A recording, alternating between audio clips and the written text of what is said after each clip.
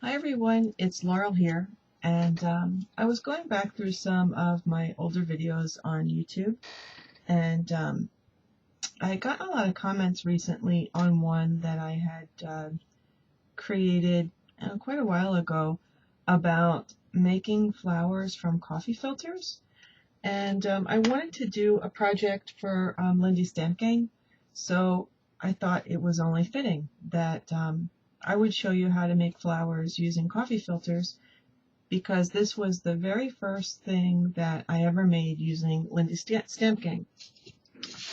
So what you see here is various stages, various colors of petals, and in front of me, which is off camera, is a lot of my Starburst sprays.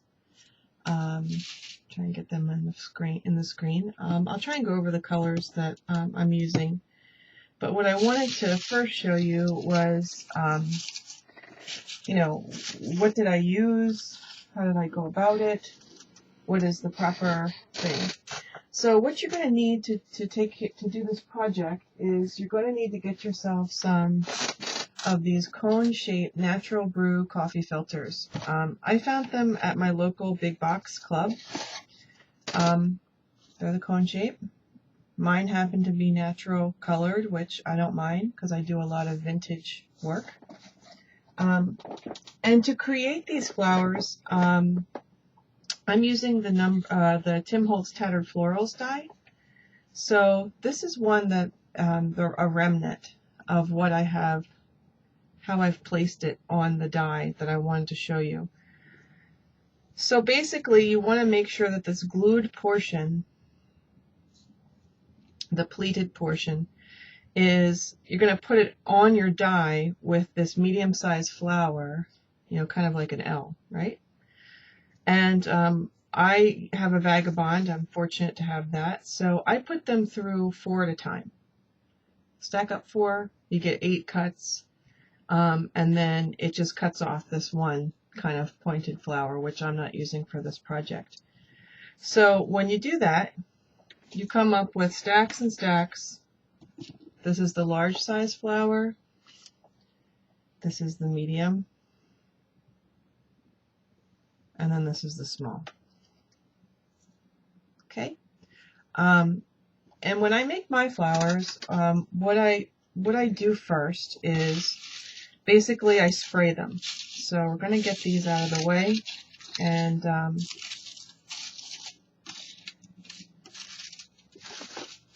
here's one that I sprayed. And the color on this is, forgive me guys, I don't have them lined up in order. I'll try and go over the colors in a little bit, but this is, no, not the canna lily.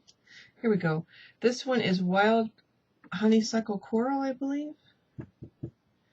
Okay, but anyways, it's definitely, towards the red tone.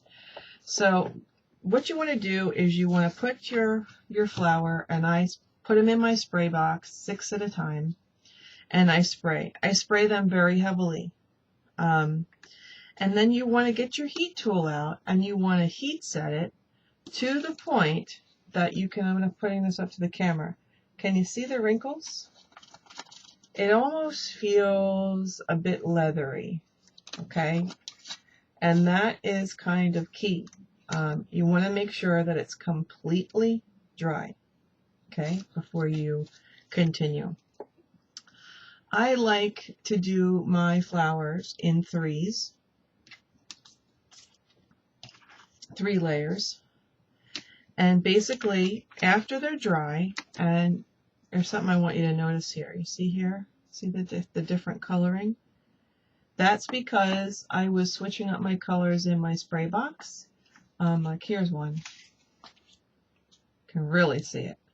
Now I like that kind of tattered, rusty feel, but if you don't, you're not going to want to spray a light color on top of a dark color that you just did, because it's going to bleed through. You're going to want to put some tissue paper or something in the bottom of whatever you're spraying on, or if you're doing it on a mat, you want to wipe down your surface. Like I said, that doesn't bother me.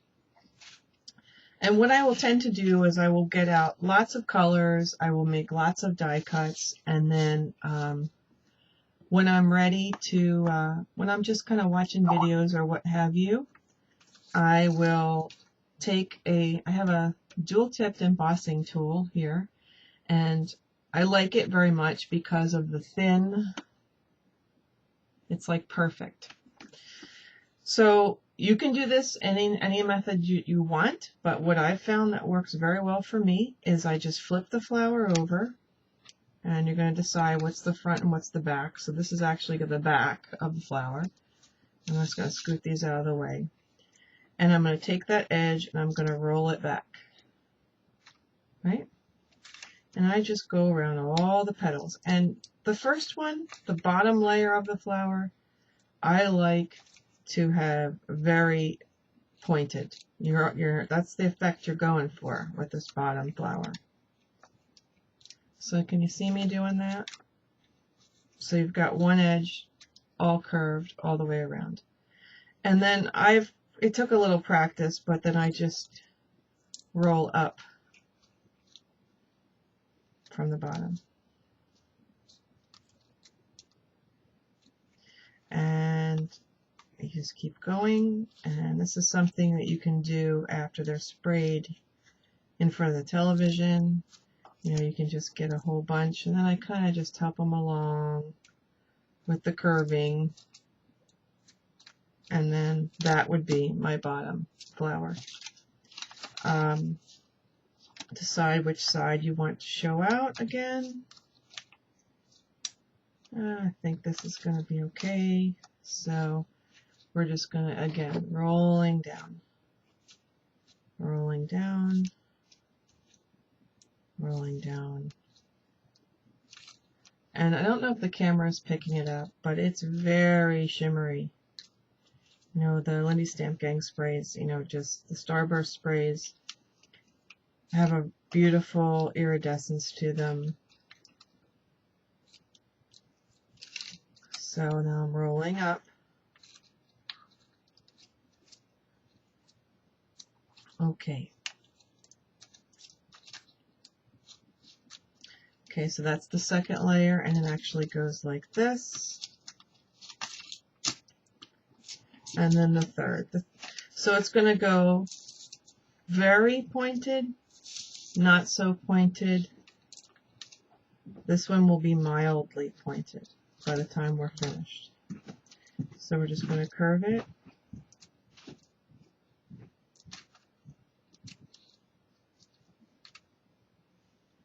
And, you know, I kind of do, because I've been doing this for a while now and I get very practiced, I'm just going to do a little bit at a time.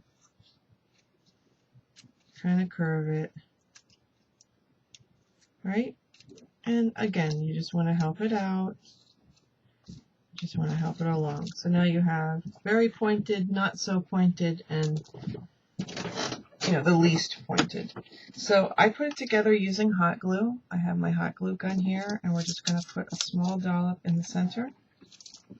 And we're going to take the number 2, and I position it with the flowers, you know, every other petal. And then I put another dollop of hot glue right on top of that. And I just find, you know, eventually one of these is going to line up on top of the other, and then I press it down. And if I need some additional assistance, the little ball tip on the end of that stylus kind of works it in. So there you have a flower. And you can put whatever kind of center in it that you want. You could, I don't have any prepared, but you could keep going, you know, with the smaller. Now I will tell you that this is probably the perfect size for cards, and what I have done is I've had to cut a little additional slit in there so that you're able to curve your flowers. But you could keep going and do like 3 layers and then have this be your top, which I think will look pretty good. So I'm going to figure out what color this is, and I'm going to spray it up. And I'm thinking probably 2 is good. I chose the larger flower, and when I would make them for this size, I would do 3 this way and 3 this way. So it would just make sense, because this is nice big flower, but it seems kind of empty in the center. So I'm going to find this lovely red color. I'm thinking it is this wild honeysuckle. We'll know in a minute. Yeah, it is. So this is the wild honeysuckle coral. And you see that I'm really saturating it there. So mind the heat gun, and we'll try and do this quickly.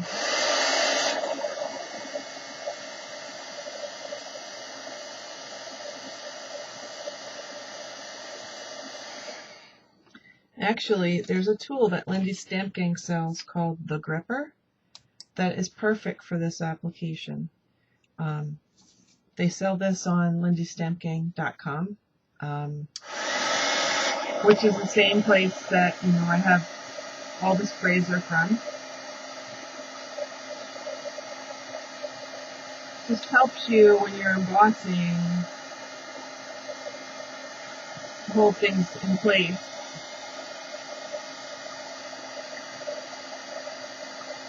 So I'm talking loudly over the embossing tool because I wanted to show you this is how close I get and how long I make it go, because it will not hold its shape unless it gets that crunchy kind of texture. So I'm just going to run my nail over this so you can kind of hear. It should have that scratchy quality. Okay, so let's just heat set these other couple, and then we'll finish off our big flower.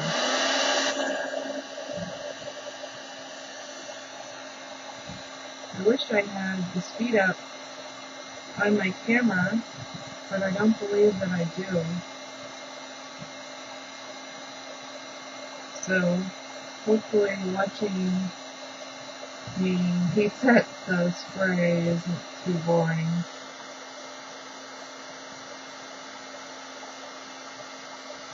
It goes pretty quick. Just want to get this back over.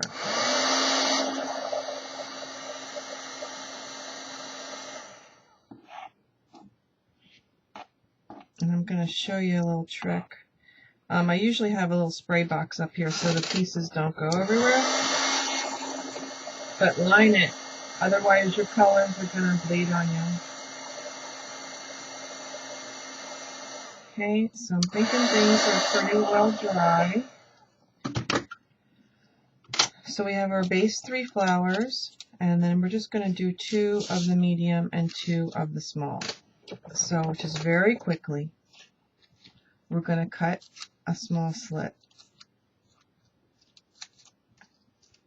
And everyone says, oh, it seems like such a lot to do to make a flower, but I make them up in batches in colors that I like to use, and I am addicted to I Am Roses as well, and I do use the sprays to color them, but this is just another alternative if you have the dye. Okay, so this is going to be the top. We're going to flip this over. That's the back. And we're going to employ the same technique. With a smaller flower, I would recommend that you make it very pointed, because you're dealing with a lesser amount of space that it's going to sit in. So hopefully this isn't the longest video in ever. Backside. Hopefully you can see. Oh,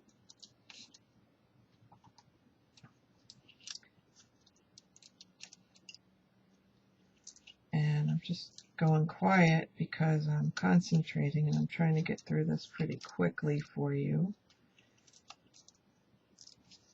Okay, so then you can just kind of pinch it together so it's a little bit more rolled. But I did cut this, guys. Okay, so now we have our 3 together. So we're going to place the more folded. Again, just a little hot glue. And we're going to pop that up right on top. Okay. And see, that really changed it, I think. And then a little bit more hot glue inside. Makes it very full. And then just stagger your petals. You know, there's really no rhyme or reason to how I go about this. Right? And just remember, there's no flower the same. So if it's not perfectly staggered, that's okay. And then for these little guys, here's what I do. I kind of make a little O, but smaller, and I pop this down in there, and I just push. And if that doesn't work, you just want to kind of bring those petals together very tightly. Okay? And you want to make sure that your glue layers have stuck. Little tiny dollop. So what I do is I put one almost practically flat.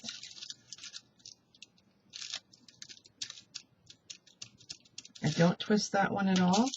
And then I take the final one, which is kind of going to be my bud, and I curve petals, you know, we've kind of made like a cone. We're going to pop that inside. And it does, you need the stylus to place it. So let me give you a closer view. Get all your little threads from your glue off. But there you go. So by adding those additional, and I apologize always for my lighting. I'm going to try turning it off. I don't know if that's better or not, but you can probably see it. And I'm going to put it on my desk, and this is what we began with.